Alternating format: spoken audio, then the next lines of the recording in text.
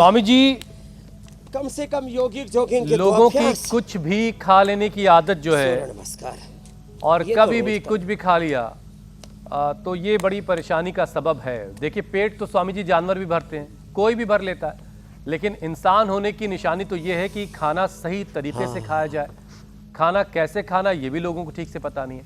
लोग अक्सर टीवी देख रहे होते हैं और खाना खाते हैं, मोबाइल में घुसे हुए होते हैं और खाना खा रहे होते हैं, गुस्सा भी चढ़ा हुआ है और निवाला निगले चले जा रहे हैं। जबकि बड़े हमेशा कहते आए कि खाना भी खाओ, चाहे वो दाल रोटी हो, चाहे वो नमक रोटी हो, लेकिन खाने में दिल लगा के खाओ तो खाना शरीर को लगेगा। तो स्वामी जी, योगाभ्यास के साथ साथ जरा बताइए कि खाने का सही तरीका है क्या?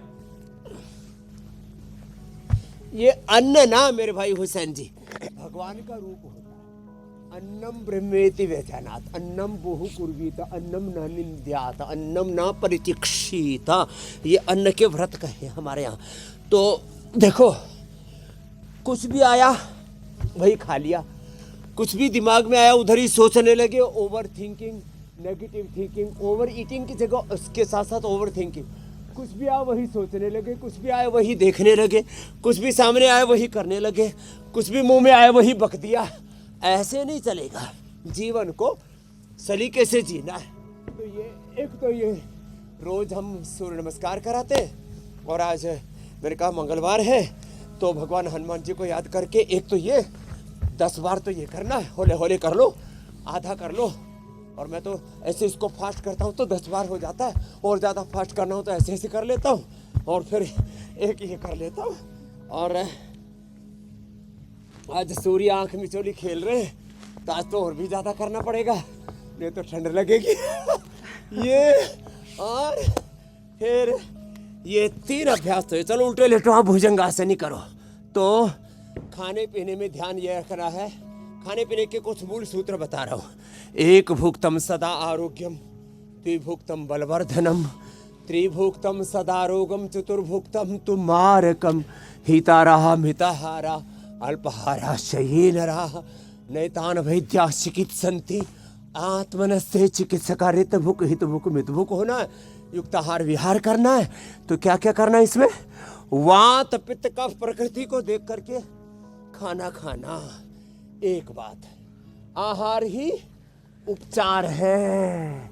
क्या बोला? आहार ही उपचार है। आहार ही हमारी औषध है। लो, हर एक तत्व औषध बन जाता है। सूर्य पूरे आ गए। अब देखो, सूर्य की किरणें भी औषध है, विटामिन डी मिलता है इनसे। ये जो पूरी प्रकृति आप देख रहे हो ना चारों तरफ, आज पहली बार मैं भी इस खेत में आया हूँ, जब से धरती बनी है तब से आज। इधर नहीं आया तब, लेकिन बड़ा जोरदार मामला, लंबे लंबे श्वासों के साथ। ये हनुमान दंड है। मंगलवार को विशेष रूप से ऐसे, मैं तो रोज ऐसे 100 बार ये, और फिर ये। तो जो है वात पित्त कफ, वात वालों को दही छाछ नींबू चाट टमाटर खट्टी चीजें नहीं खानी, वात वालों को भारी भरकम चीजें भी नहीं खानी।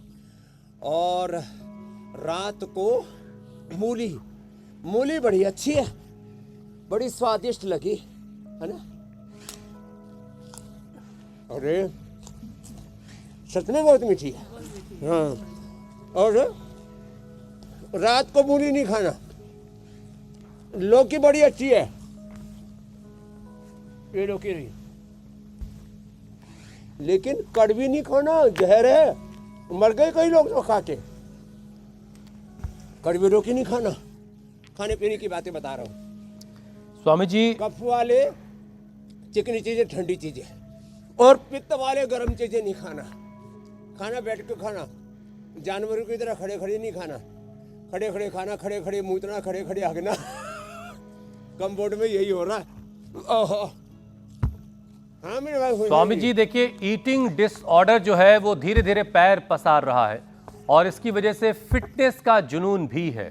कुछ लोग डाइटिंग के चक्कर में इसके शिकार हो रहे हैं, तो कुछ लोग डाइटिंग नहीं कर पाने पर चोरी छिपे खाने लगते हैं। नतीजा यह है कि पेट बड़ी मुश्किल में है, पेट पर संकट बड़ा है।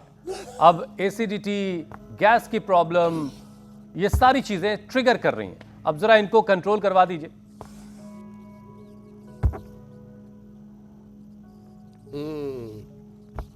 देखो,